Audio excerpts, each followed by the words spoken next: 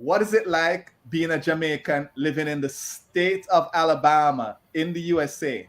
Hi, I'm Xavier Murphy, founder of Jamaicans.com. And today in Jamaicans to the World, I'm starting a new series where I'm going to be interviewing Jamaicans that live in the United States, and I'm going to try and get every state. So, hi, Pauline. How are you? Hey Xavier, I'm doing well. How are you? Good, good. Pauline and I go a Way back. ways back. So this conversation is just like old friends talking, right? Exactly right. Yep, we're media junkies. We can't help it. So let's start out. Which part of Jamaica are you from? I'm a Kingstonian, man. I'm a Kingstonian. I'm a Jubilee baby. And which school are you repping? Ah, here is where I have split loyalties, okay? Because I attended Gaineston High School in Jamaica, but I actually graduated from Ferris High School in New Jersey because I migrated during my high school days. Okay, so we're talking about the Jamaican high school. So it hmm is Gainsted. Gaineston High. All right, what colors Gainsted wear? I'm trying to remember. We were back then. I don't know if they're still wearing them. We wore the sailor collar blouse. It was like yellow with a blue sailor collar stripe on the sheet, the shirt, and of course our blue skirts. So I hope it hasn't changed, but then again, you never know. All right. hmm So you moved to the United States. Tell hmm us, what was that culture shock moment for you walking into the United States? Well, it was a shock indeed because back in Jamaica you could see a yard and run up and down with your friends and going out the gate and all that.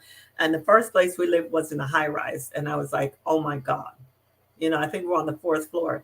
I had no yard. I had no access to just running out the street, and I hated it. I think I cried for the first 2 weeks.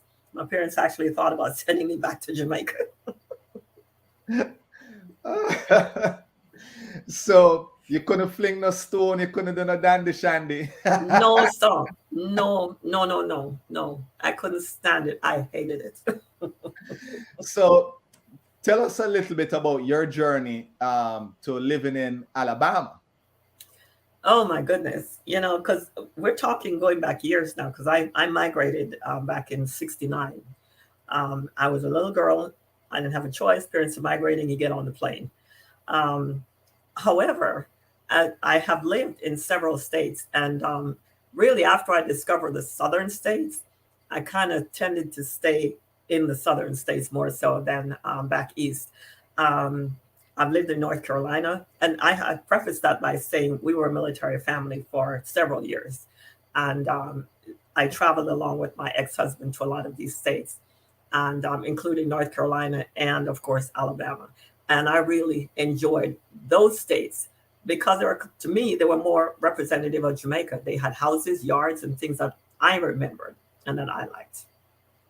Okay. Now, when you think of Alabama, what was your first thought when you heard Alabama? Oh my God. When I when my know, I husband know. when my husband got the assignment to Redstone in Huntsville, I thought, oh my God, Alabama. First, it's Alabama. You know all the stories, you've heard all the history, you've heard everything. And then I will never see another Jamaican. I just know I'm not ever going to run into a Jamaican. Let me tell you something. I was pleasantly surprised, very pleasantly surprised. First of all, Huntsville is very hilly, and Montesano and all the geography reminded me a lot of Jamaica. I'm like, wow, they have hills here. This is nice. And then Oakwood University is in Huntsville. A&M University is in Huntsville. They brought in a lot of Jamaican students. I met a Jamaican district attorney. I met Jamaican nurses. There was actually a Jamaican community there.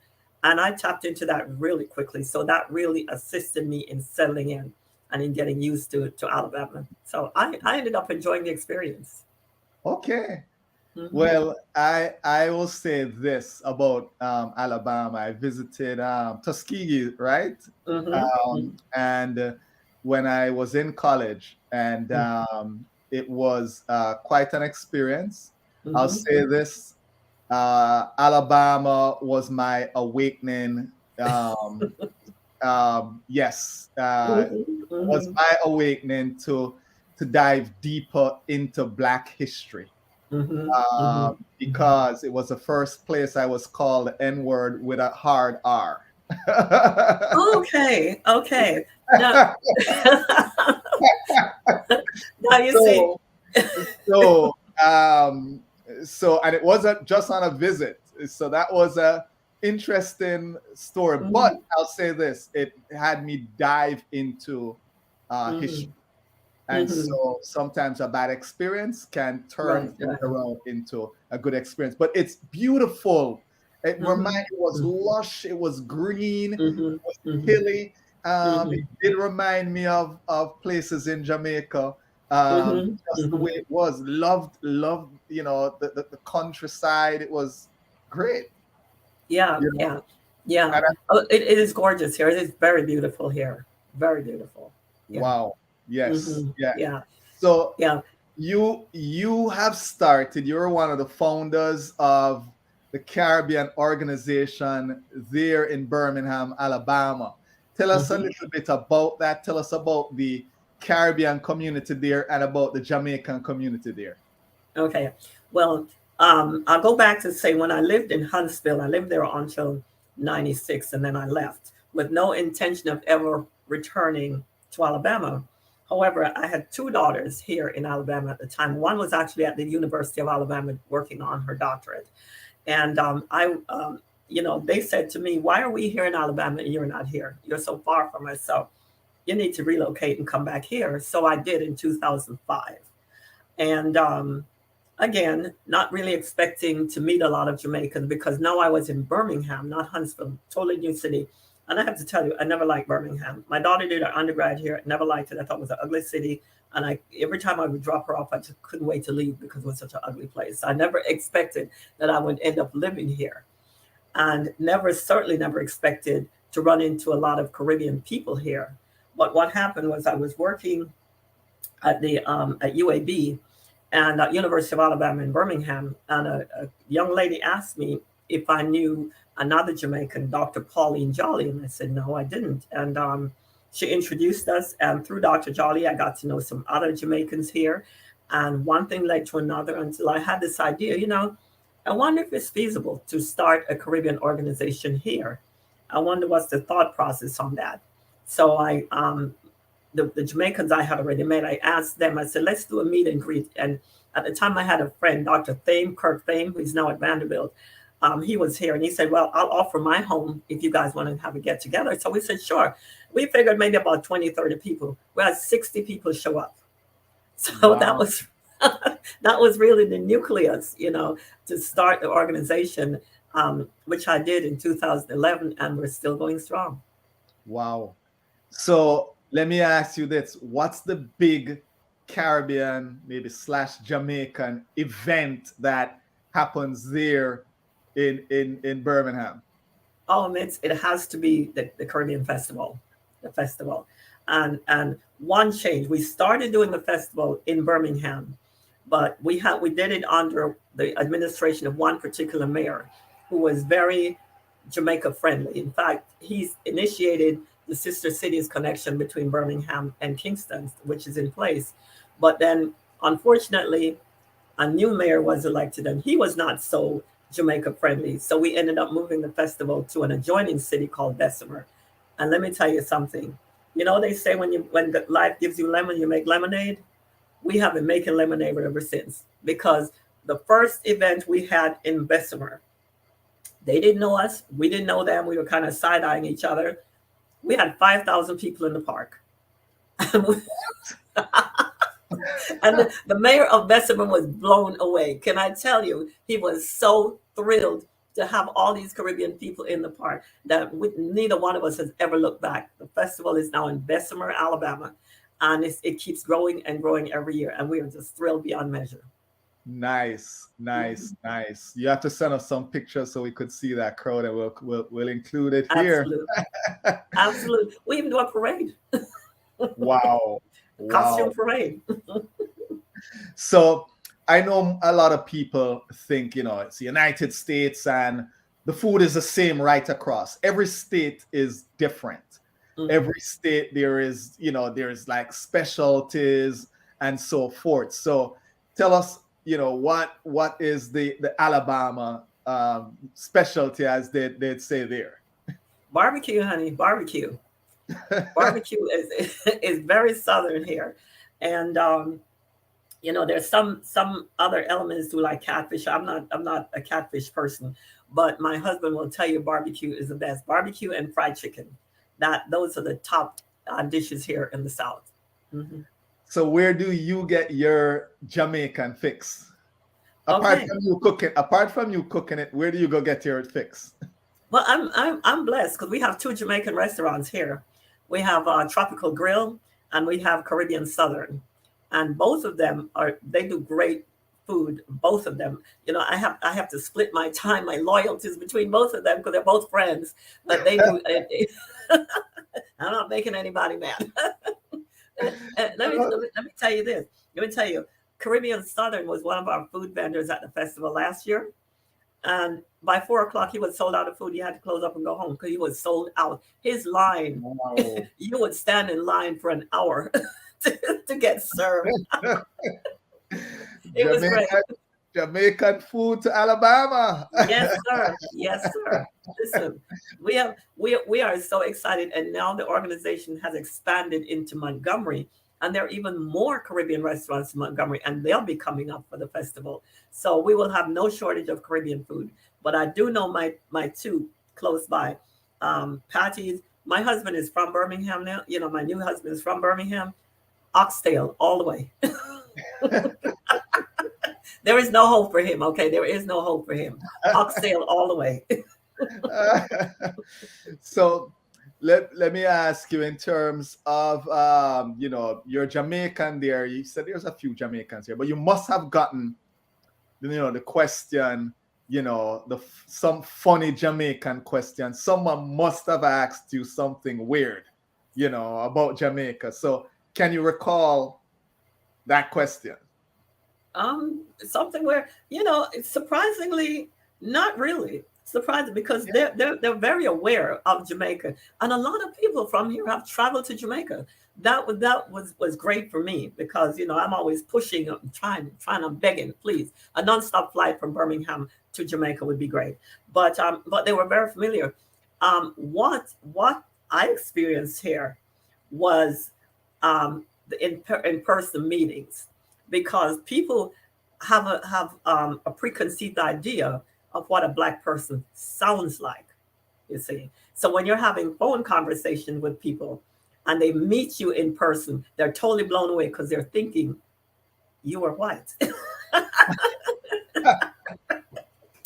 And you see all the gears turning in their brain going, oh, what did I say? Did I say anything that might have been offensive? It's the most hysterical experience I've ever had. Because they come to the office and they say, oh, I'm here to see Pauline, and I step out. They're like, Oh, oh, Pauline is speaking with that Jamaican accent with a little tinge of the English or British right, influence. right, Yeah, right.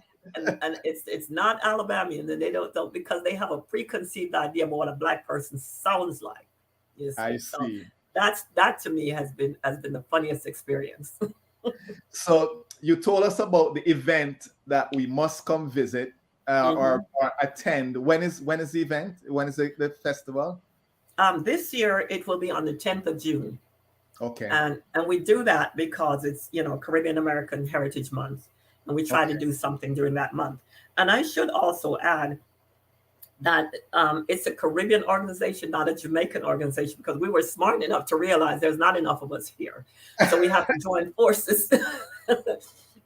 And I have to shout out to my Trini and my Bajan friends, so they won't be looking at me side eye after this interview. You see, going, hey, So my board actually has Kititians, Bahamians.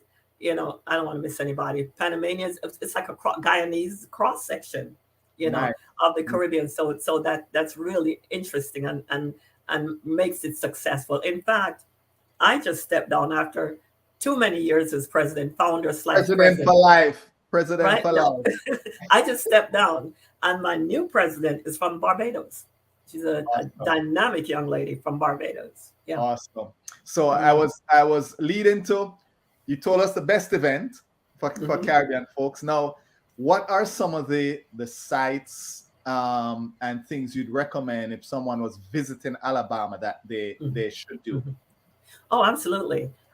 In fact, had a friend visit real recently. We did a Marcus Garvey documentary here, and Jeffrey Phillip. I think you're familiar with Jeffrey. He came up to be our moderator. He's an author. He's a poet. He's just a dynamic person. And Yes. we spent a day with him touring the Civil Rights Institute downtown Birmingham and the 16th Street Baptist Church, which really had an impression on Jeffrey.